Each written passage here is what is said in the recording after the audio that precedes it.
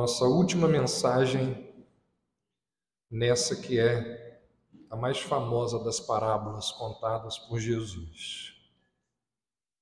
Como nós temos visto, essa é uma história que fala de salvação, de pecado, de liberdade, de vergonha, de desespero, de arrependimento, de fé, de expiação, de graça, de reconciliação, de filiação, de bênção, está tudo aqui. Essa é a história que fala de um pai amoroso, extremamente gracioso, misericordioso.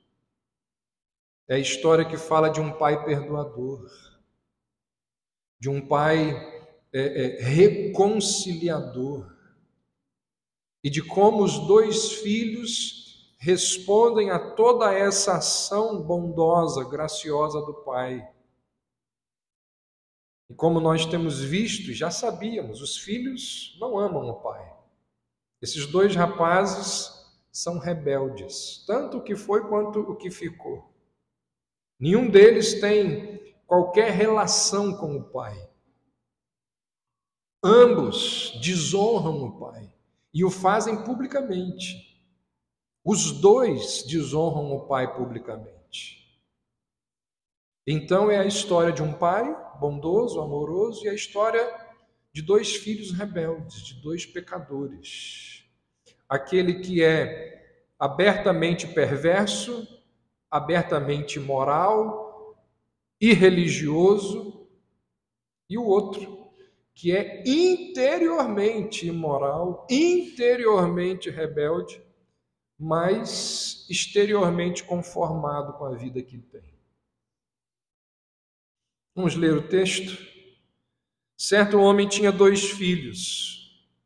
O mais moço deles disse ao pai: Pai, dá-me a parte dos bens que me cabe. E ele lhes repartiu os haveres. Passados não muitos dias, o filho mais moço, ajuntando tudo o que era seu, partiu para uma terra distante, lá dissipou todos os seus bens, vivendo dissolutamente. Depois de ter consumido tudo, sobreveio àquele país uma grande fome e ele começou a passar necessidade.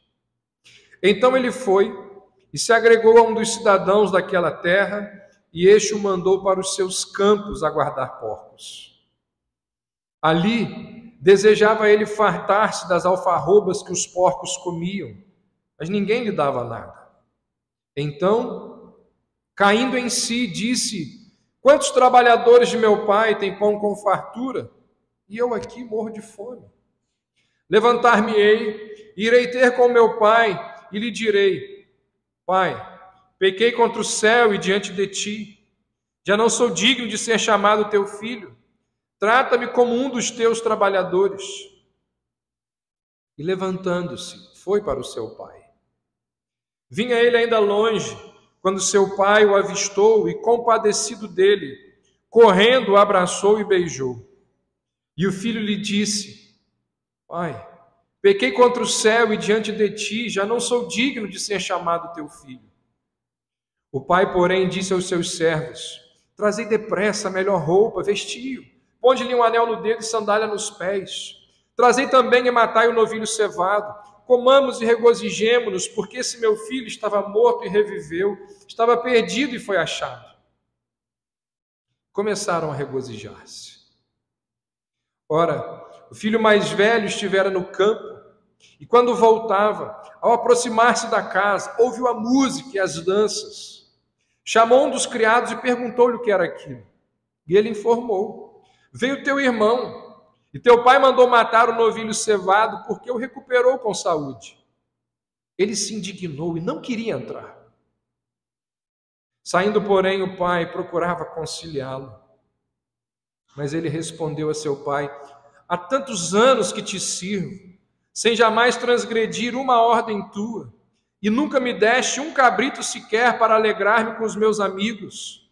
Vindo, porém, esse teu filho, que desperdiçou os teus bens como meretrizes, tu mandaste matar para ele o novilho cevado. Então lhe respondeu o pai: Meu filho, tu sempre estás comigo, Tudo que é meu é teu. Entretanto, era preciso que nos regozijássemos e nos alegrássemos, porque esse teu irmão estava morto e reviveu, estava perdido e foi achado. Quero trazer algumas últimas considerações sobre esses personagens envolvidos nessa história. Como você já deve ter percebido, não só nas exposições que nós fizemos aqui, mas ao longo da vida, ao ler essa parábola, esses dois filhos, eles são muito parecidos. E por isso, eles olham para o pai da mesma maneira ou de forma semelhante. A diferença entre eles é apenas na forma como eles reagem ao pai. No entanto, tanto mais novo quanto mais velho, ambos consideram o pai um entrave às suas vidas. Quando a gente olha para o mais novo, nós vimos isso, é alguém que quer viver a vida do jeito dele. O mais novo é alguém que quer tomar as rédeas da vida, ele quer ser o dono da sua vida, o dono do seu próprio nariz, como se diz por aí. Mas o pai não permite. O pai está ali, a figura do pai está ali, não impedindo de fazer aquilo que ele quer. Ele deseja ter autonomia, fazer aquilo que der na cabeça, mas a vida do pai, a presença do pai, não dá a ele essa possibilidade. Então, na mente dele, o pai é uma impossibilidade para que ele realize os seus sonhos, para que ele coloque em prática os seus projetos de vida. E aí chega uma hora que ele não aguenta e ele diz, quer saber, eu vou embora. Já que o senhor não morre, eu vou embora. Vou viver a minha vida. O mais velho também olha para o pai como um entrave. Só que ele, como nós vimos ao longo das mensagens, ele reage de forma diferente do irmão. As considerações, a fala dele ao pai, quando o mais novo retorna, deixam isso evidente. Ele vira para o pai e diz, eu sempre fui fiel ao Senhor. Sempre fui fiel. E o Senhor nunca me deu aquilo que o Senhor está dando para esse teu filho. Eu não consigo entender o que é que o Senhor está fazendo com essa festa. Na verdade, eu vou dizer uma coisa para o Senhor, eu nunca entendi o Senhor direito. E agora menos ainda. Quando esse rapaz volta, depois de tudo que fez, o Senhor ainda permite a ele fazer tudo isso. Há tantos anos que te sirvo. Então nós temos aqui, na fala desse jovem, a mentalidade, a confissão, a verbalização de um legalista. Quando ele diz, há tantos anos que te sirvo, nesse contexto, e diz essas coisas que ele diz, na verdade, ele revela que todos aqueles anos em que ele serviu ao Pai, ele o fez por obrigação. Nunca com alegria, nunca com prazer, nunca com satisfação. Ou seja, ele não é em absolutamente nada diferente do mais novo, que desejou a herança do pai. Só que ele busca essa herança por outros caminhos, pela via do trabalho, do esforço, da conquista. Como nós vimos, um caminho extremamente infeliz, cheio de ressentimento, cheio de amargura. Ele olha para o pai como um sujeito que não presta atenção nas coisas que ele faz. Ele olha para o pai como um camarada que não recompensa aqueles que lhe são fiéis. Só que, diferentemente do irmão, ele prefere ficar em casa com aquela perspectiva de que melhor com ele do que sem ele. Com aquela perspectiva de ele é ruim e eu não consigo entender, mas pior sem ele. Ele concorda com o irmão, mas ele decide por outro caminho. Ele decide que é melhor ficar. apesar dos pesares, apesar das dificuldades, apesar dos entraves, é melhor ficar com o Pai. Talvez esse seja o resumão que a gente poderia fazer de tudo que nós vimos acerca da vida desses dois rapazes ao longo desse tempo. Então nós temos aqui dois filhos com problema com o pai, reagindo de forma diferente. São duas formas de reagir num estado de rebelião cega. Um num sentido horário e outro no sentido anti-horário, mas todos eles girando em torno do mesmo eixo. E o que Jesus deixa evidente na parábola é o fato de que nenhum deles amava o Pai. Ambos estavam usando o Pai para os seus próprios fins egoístas. É plenamente cabível, Jesus nos mostra. E eu peço que você preste atenção nisso. Jesus nos mostra que é plenamente cabível estarem alienados de Deus aqueles que quebram os seus mandamentos, como fez o mais novo, e aqueles que obedecem aos mandamentos de Deus de forma diligente, como fez o mais velho. Por incrível que pareça, uma obediência zelosa aos mandamentos de Deus pode ser um ato de rebeldia contra o Senhor. Só que isso quase ninguém percebe. Essa forma de rebeldia, ela é muito difícil de ser detectada. Pessoas que são zelosas em alguns ministérios. No entanto, a forma com a qual elas desempenham aquele ministério, aquele serviço no reino de Deus, pode ser uma rebeldia. Pode ser uma forma errada, uma forma hipócrita de servir ao Senhor. Ou seja, nós estamos diante de uma parábola que nos ensina, que nos mostra um conceito de pecado que não é muito tradicional.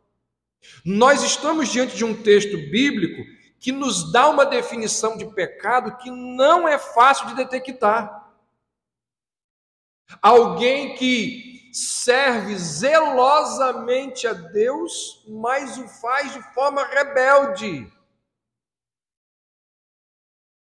Há tantos anos que te sirvo, sem jamais transgredir uma ordem tua, mas todo aquele serviço era feito de forma rebelde. Rebelde aqui no sentido de quê? De que não era ou não estava de acordo com os padrões estabelecidos nas Escrituras. Não fosse Jesus a nos dar essa definição de pecado, nós jamais conseguiríamos entendê-la e chegar a ela. Então eu repito, é plenamente cabível estarem alienados de Deus aqueles que quebram os seus mandamentos e aqueles que obedecem aos seus mandamentos. Tudo depende da maneira, da intenção com a qual nós fazemos as coisas no reino de Deus. Segundo, apesar da rebeldia dos filhos, a parábola nos mostra que o pai continua nutrindo por eles um amor inexplicável.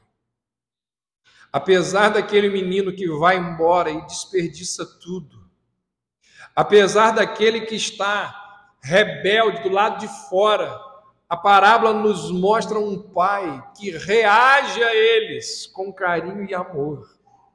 Recebe o mais novo de uma maneira tão inusitada que surpreende até mesmo o filho, que quando volta não tem, como vimos, a menor pretensão de voltar a ser tratado como filho.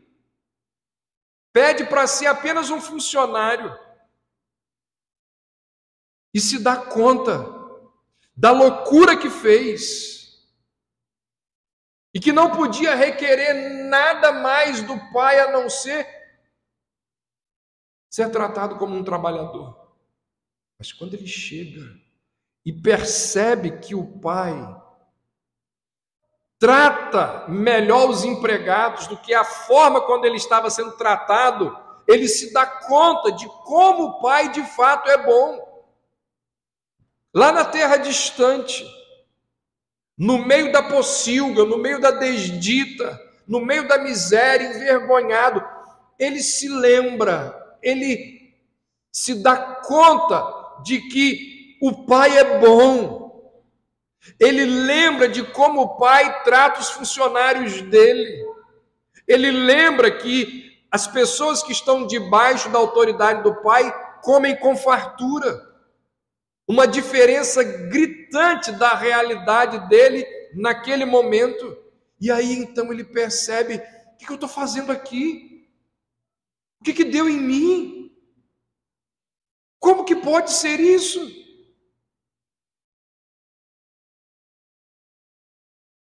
Irmãos, às vezes é assim que acontece. Nós precisamos apanhar da vida para descobrir as coisas boas que nós temos. E aquele menino, então, apanhando, sofrendo na miséria, ele resolve voltar e pedir ao pai que o tratasse, pelo menos como um empregado. Mas qual não foi a sua surpresa quando o pai não permite sequer que ele termine o discurso que havia planejado e elaborado com tanta precisão na sua mente? Qual não foi a sua surpresa quando o pai vem correndo na sua direção e dá aquele abraço nele, não o para de beijar e começa a dar ordens aos empregados para restaurar-lhe a posição de filho e ordena que dê uma festa por causa do seu retorno, e de fato ele percebe como que o pai é bom. Apesar da sua rebeldia, o pai continua nutrindo por ele um amor inexplicável. O pai surpreende o mais novo ao acolhê-lo, ao recebê-lo como ele não esperava. Mas na relação com o mais velho, quem se surpreende é o pai.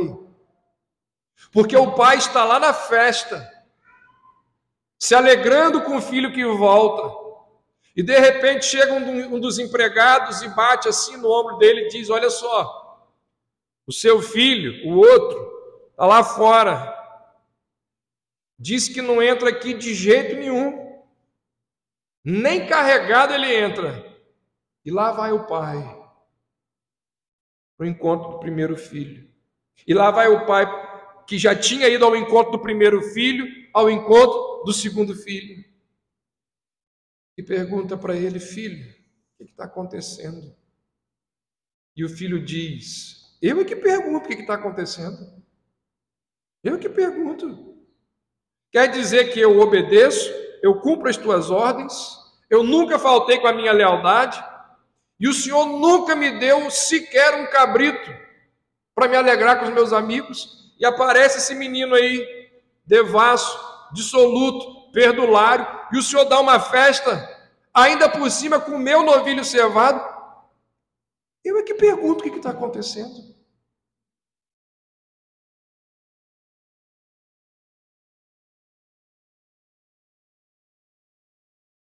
Não sei você, mas nessas horas a gente precisa ter sangue frio, contar até 1000, respirar 5, 6 vezes, para não ir no meio da fuça daquele menino aí. Somente um amor como desse pai é capaz de levar a ele a fazer o que ele fez. Perceba, no final do verso 28 diz que ele procurava conciliá-lo. Irmãos, isso é amor. Essa é uma ação de amor. Sair de onde ele estava, do contexto no qual ele estava, e ir lá fora fazer, e procurava conciliá-lo. Quantas coisas que estão por trás dessa expressão, procurava conciliá-lo. Eu imagino o pai dizendo para o filho o seguinte: eu dividi os bens entre vocês dois. Você não fez churrasco com seus amigos porque você não quis. Você não lançou mão dos cabritos que você desejou porque você não quis. Você não fez a festa que tanto desejou porque não quis festejar. Não estou entendendo, filho. O que você está falando? Eu dividi a herança entre vocês dois. O problema não está comigo, o problema está com você. Procurava conciliá-lo. Ele está ali argumentando com aquele rapaz. A paciência desse pai com o mais velho revela a compaixão, o amor dele para com o mais velho. Então perceba, esse é um pai que, apesar da rebeldia dos filhos, continua paciente, continua generoso, amoroso. É um amor incompreensível. Somente os filhos é que não percebem isso. Então, como eu disse no início, existem aqui dois tipos de pecadores que refletem ou simbolizam os dois tipos de pecadores que existem no mundo: os religiosos e os irreligiosos, os morais e os imorais, os que se apegam às coisas de Deus e procuram guardar a lei, e aqueles que correm o mais longe que podem e vivem uma vida imoral, esbanjadora. E o Pai está lá para os dois. O Pai está lá para ambos. O Pai oferece graça, perdão, reconciliação para ambos. Seja qual tipo de pecador, o Pai está ali para oferecer perdão a ambos. E aí então, o verso 32, ele diz para o mais velho: era preciso que nos regozijássemos e nos alegrássemos. Lembrando, é obrigatório celebrar. A única coisa possível e adequada a fazer diante do retorno do mais novo. E aí, perceba, o capítulo termina da mesma forma que ele se iniciou. O capítulo 15, onde está inserida essa parábola, ele trata do quê? Ele nos conta 3 parábolas. E cada uma dessas parábolas vai nos mostrar da alegria do céu quando um pecador se arrepende. É aquela alegria que não pode ser contida, que não pode ser adiada, que não pode ser diminuída. É a alegria que precisa ser extravasada. É a alegria pelo pródigo, pelo imoral, pelo hipócrita, por qualquer pecador. O Pai está ali pronto para salvar tanto o miserável quanto o hipócrita. A compaixão do Pai é direcionada tanto para aquele que foi embora, como para aquele que, mesmo ficando, nunca esteve. Então, a parábola se encerra, lembrando da alegria do céu pelo pecador que se arrepende. Era preciso que nos regozijássemos e nos alegrássemos. Ela se encerra dessa forma. No entanto, se você observar, ela não tem um desfecho. Ela se encerra assim, mas ela não tem um desfecho. Normalmente, o fim é o momento mais aguardado de todas as histórias. Todos nós que gostamos de história, que gostamos de um bom filme, que gostamos de um bom seriado, pessoal que gosta de uma boa novela, as pessoas anseiam pelo fim. Hoje em dia eu acho que não tem muito isso, se é que tem eu não sei, mas alguns anos atrás, quando não tinham os streams, quando não tinham as séries, que as novelas da Globo dominavam a mente das pessoas, as pessoas paravam o que fosse para assistir o capítulo final. Parava tudo. Porque o desfecho, o momento final é aquele momento mais aguardado. É tão importante que existem alguns leitores de alguns romances que de tão ansiosos eles não aguentam ler o livro todo e eles vão lá no capítulo final para poder chegar logo no fim e saber o que o autor está escrevendo, como que o fim vai terminar. Dá spoiler para ele mesmo. A grande ironia dessa história contada por Jesus é que ela não tem um fim. A parábola termina de repente. E um leitor não familiarizado com as Escrituras, a pessoa que pela primeira vez lê essa parábola, ela pode supor que o que nós temos aqui é apenas uma parte da história, que a história não terminou, e que alguns capítulos à frente Jesus vai contar como que a história termina, porque a narrativa se encerra e ela deixa muitas perguntas no ar. Jesus encerra a sua história e ele não fecha a tensão que existe entre o pai e o filho mais velho. E se você olhar aqui para o contexto, como disse há pouco, se você olhar para o capítulo 15, você tem a história da ovelha, a história da moeda, depois a história do primeiro filho, e todas as histórias todas essas três histórias possuem uma estrutura semelhante e um fim idêntico. Você pega a história da ovelha, pega a história da moeda, pega a história do filho mais novo, qual é a estrutura? Perdido, seguido de busca, seguido de encontrado, seguido de celebração. É assim a história deles.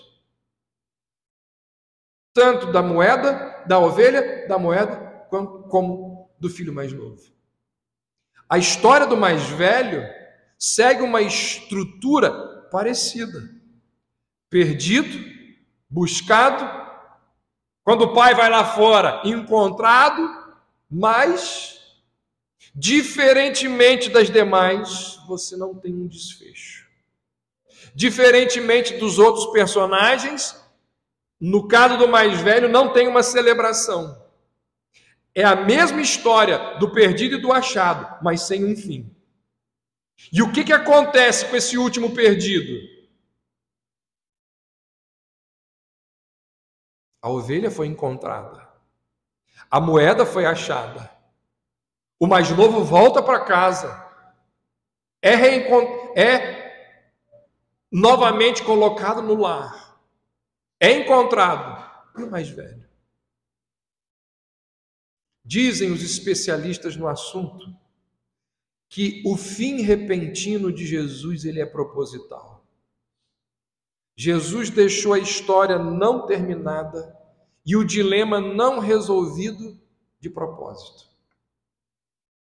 É um modo inteligente, dizem eles, de terminar a história. Por quê?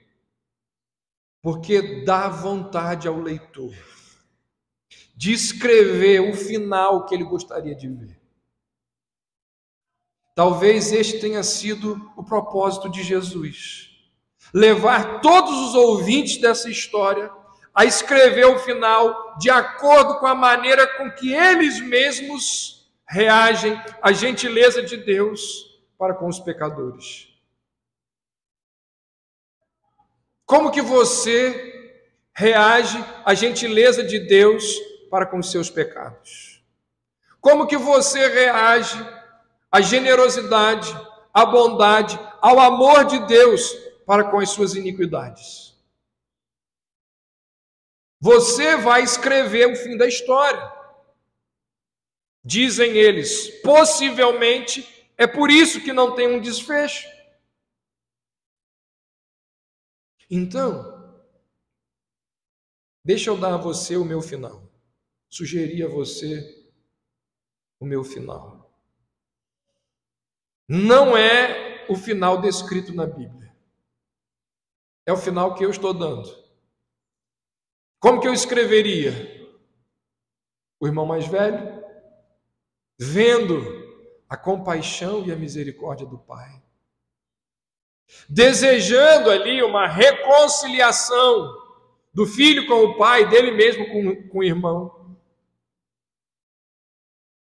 Assim como o mais novo confessou os seus pecados, ele vem e confessa os seus pecados de hipocrisia e pede perdão ao seu pai. O pai o perdoa, ele é conduzido pelo pai para dentro da casa, participa do banquete, senta-se junto à mesa do pai e foram todos felizes para sempre. Seria um final extraordinário, encantador, mas não é esse o final das Escrituras. Na verdade, a parábola tem um fim. Sabia disso? Na verdade, essa parábola tem um fim, que foi escrito tempos depois. Você sabe qual é o final da parábola do filho pródigo? Está na Bíblia. Escrito não aqui, não de forma direta, mas foi escrito tempos depois. Sabe qual é o final da parábola do filho pródigo?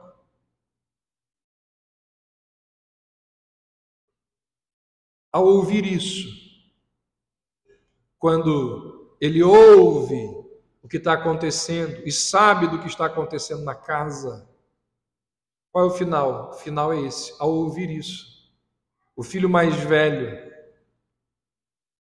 indignado com o pai que vem até ele, pega um pedaço de madeira e espanca o pai até a morte. Esse é o final da parábola do filho pródigo. Você pode dizer assim, aí já é demais. Aí já é o exagero, pastor. Não tem como. Apenas alguns meses depois de Jesus contar essa história,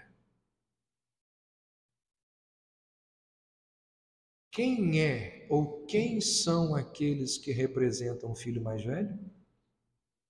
Os fariseus. Fica evidente no estudo da parábola. E lembre-se você que lá no início do capítulo 15, Jesus está contando essas histórias para os fariseus. Alguns meses depois de Jesus contar essa história, os fariseus, que representam o filho mais velho, o que eles fizeram? Eles mataram Cristo. Eles o espancaram, eles o torturaram, eles o penduraram no madeiro. Eles mataram aquele que era o representante do Pai aqui na terra. Eles destruíram aquele que oferecia graça a todos os tipos de pecadores. E ainda disseram o seguinte, que o sangue dele caia sobre nós. No final da história, o filho mais velho espanca o pai até a morte. É assim que termina a história. E a ironia é que o pai que deveria ter espancado o filho perverso é morto pelo filho legalista no maior ato de maldade já cometido. E, no entanto, esse pai gracioso e salvador usa essa execução para prover salvação para todos os pecadores. a história termina na cruz, ali onde nós encontramos a nossa salvação.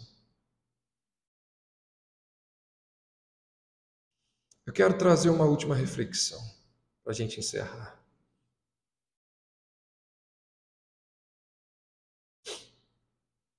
Toda essa história, ela gira do início ao fim.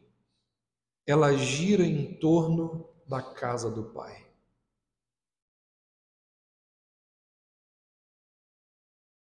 O filho mais novo vai embora da casa. E quando ele está lá na sarjeta, ele se lembra da casa. O filho mais velho, no fim da história, está do lado de fora da casa, se recusando a entrar na casa. A história do filho pródigo gira em torno da casa do Pai.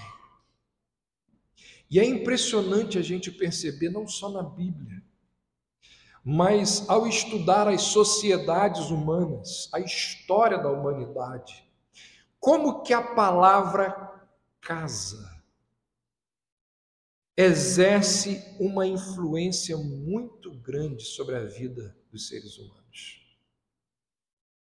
Casa é um conceito relativo.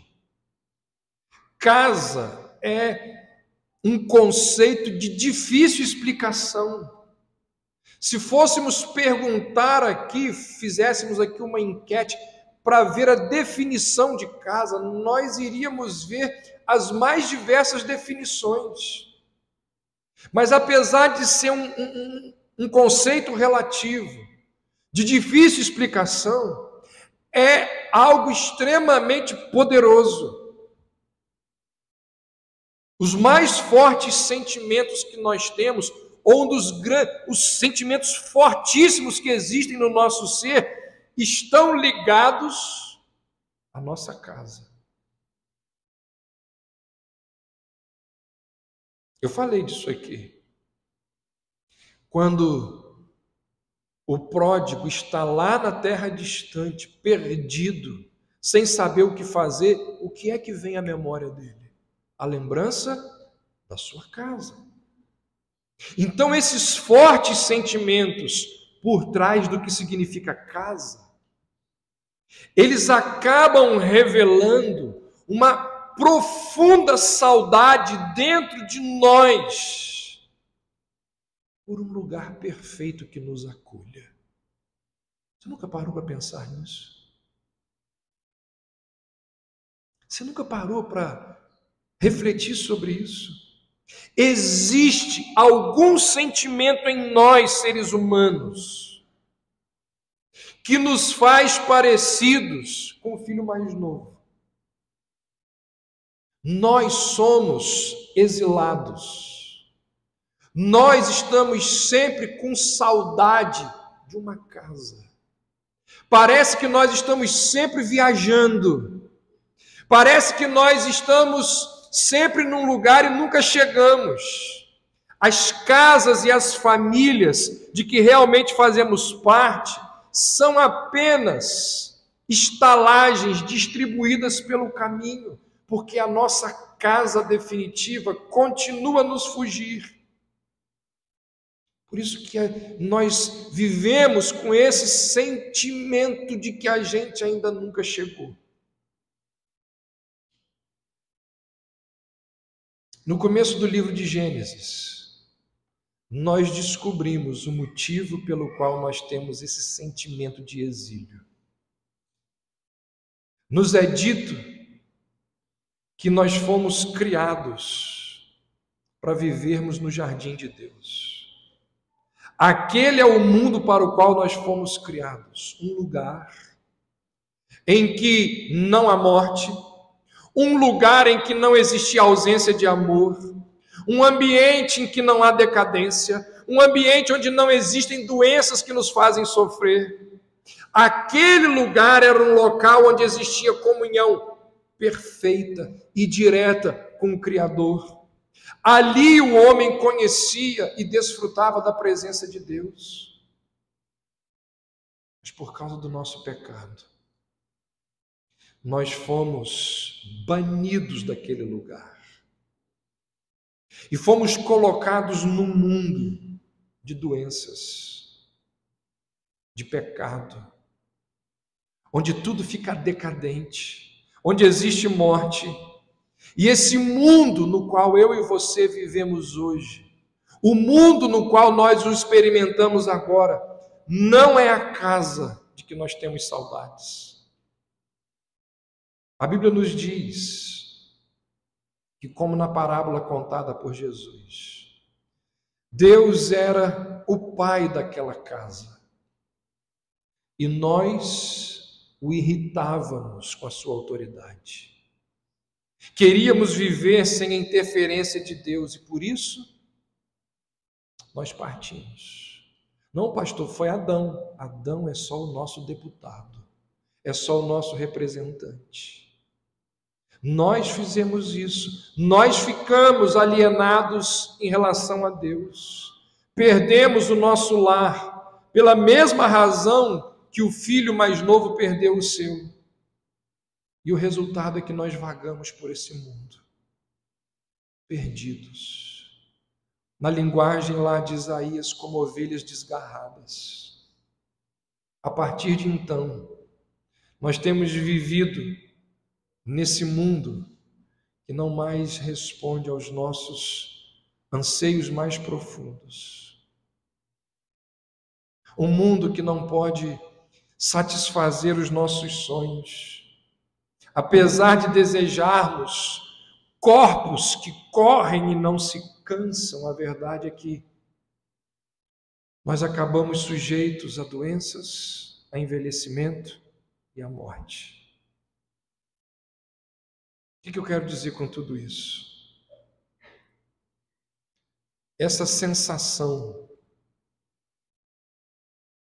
do pródigo, de estar longe de casa, de viver no exílio, ela é uma experiência que a gente vê ao longo de toda a Escritura. Depois do exílio de Adão e Eva, da casa original lá do Éden, o filho deles, Caim, lembra qual foi a maldição de Caim? Condenado a perambular incessantemente pela terra por ter assassinado o irmão. Depois a Bíblia fala de Jacó, que enganou seu pai e o seu irmão e viveu aonde? No exílio, durante muito tempo. Anos mais tarde, Jacó e a sua família são expulsos da sua terra para o Egito por causa de uma grande fome. E lá, os israelitas foram feitos escravos, até aquele momento que, sob o comando de Moisés, eles retornam para o lar ancestral. Séculos depois, Davi, antes de se tornar rei, lembra que ele vive como um fugitivo perseguido por Saul? Tempos depois, toda a nação de Israel, ela é novamente exilada, feita prisioneira na Babilônia de Nabucodonosor. Ou seja, eu poderia aqui continuar citando outros exemplos para mostrar que a raça humana consiste de um bando de exilados tentando voltar para casa.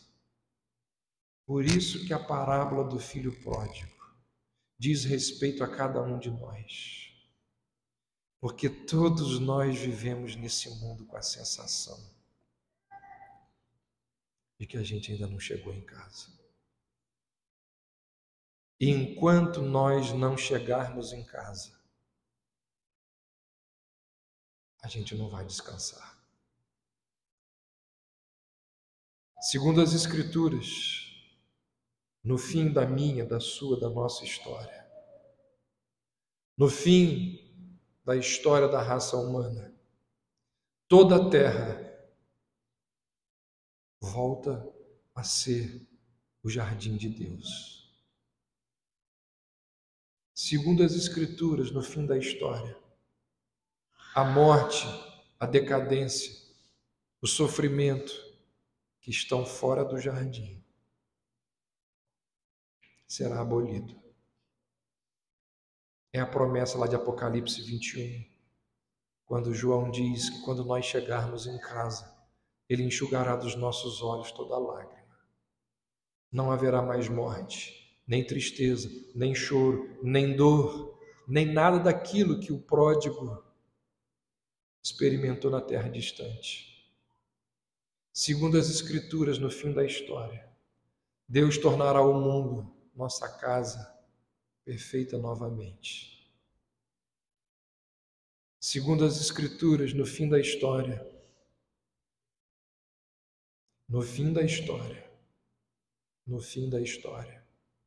não estaremos mais morando a leste do Éden, sempre vagando, nunca chegando.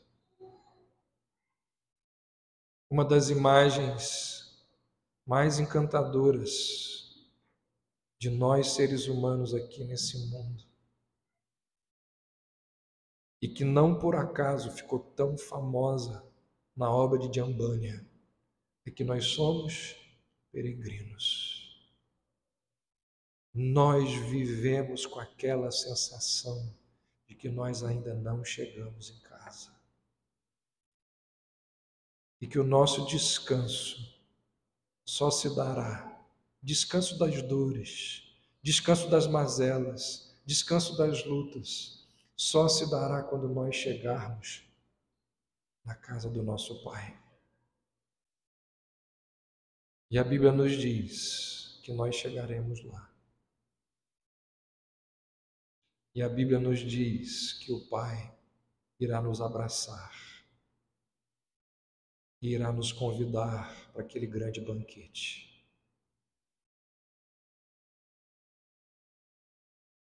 Chamado de bodas do Cordeiro.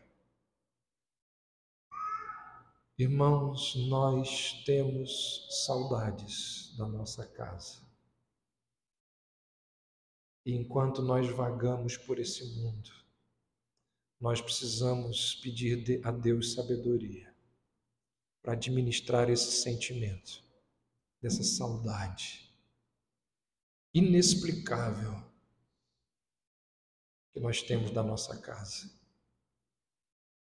Jesus disse: na casa de meu Pai há muitas moradas. Vou preparar-vos lugar. Assim como o filho pródigo chegou em casa, nós um dia também vamos chegar. E que essa mensagem, essas mensagens, essas verdades, essas doutrinas possam nos ajudar no caminho até a nossa casa. Que essa verdade desse Pai generoso, bondoso, gracioso, tanto com o pecador miserável, como com o pecador hipócrita, que essa verdade possa ser acolhida nos nossos corações e nos ajudar nos nossos caminhos por esse mundo. Que Deus nos ajude, que Deus nos lembre naqueles momentos difíceis das nossas vidas, de sofrimento, de angústia, de perda, de dor, de pecado, que nós temos um Pai que acolhe o imoral e que, se precisar, Ele vai lá fora conversar com o hipócrita, dizendo: entra na casa. Que Deus nos ajude. É a minha oração. Vamos orar? Ó Deus, agradecemos esse tempo que estivemos ao redor desta parábola. Agradecemos por todas as verdades que aqui ouvimos. Agradecemos porque essa história nos revela este Deus generoso que tu és. Essa história revela o teu grande amor para com todos os tipos de pecadores. Ó Deus,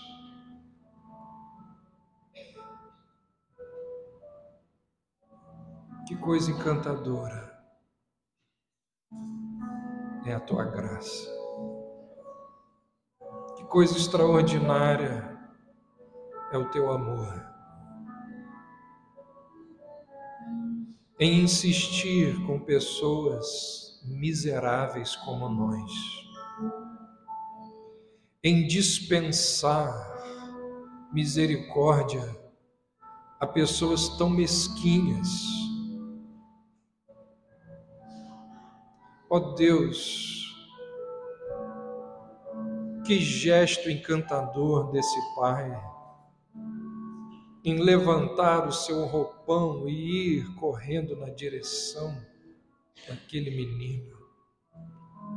Que gesto encantador desse pai de ir lá fora e tentar persuadir o mais velho a entrar.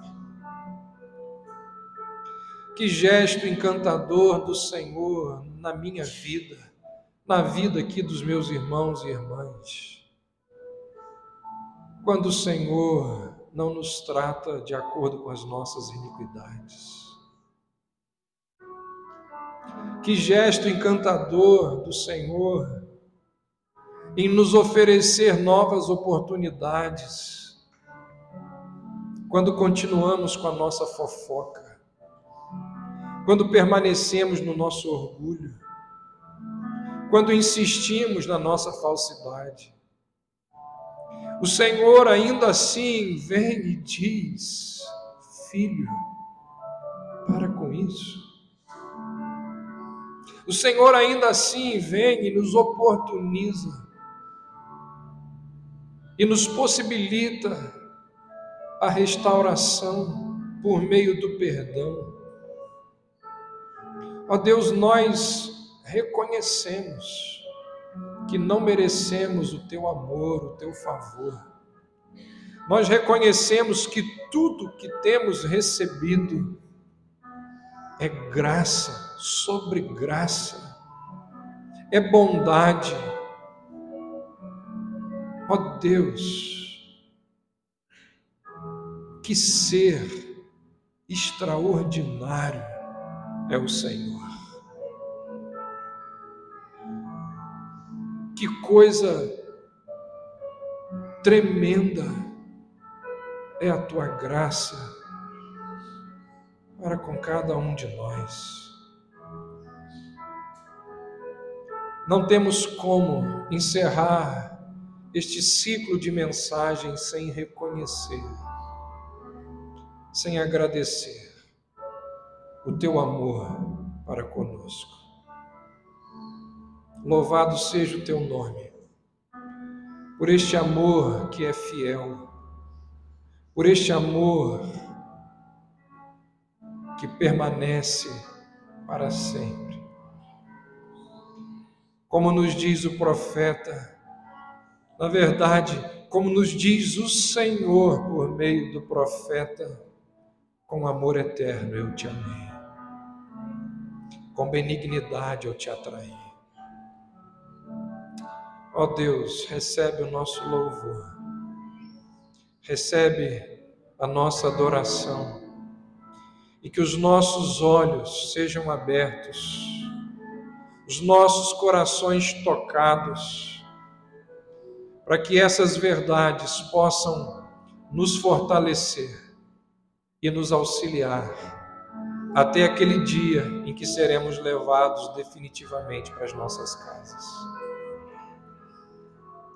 É a nossa oração, é o nosso pedido ao Senhor, em nome de Jesus.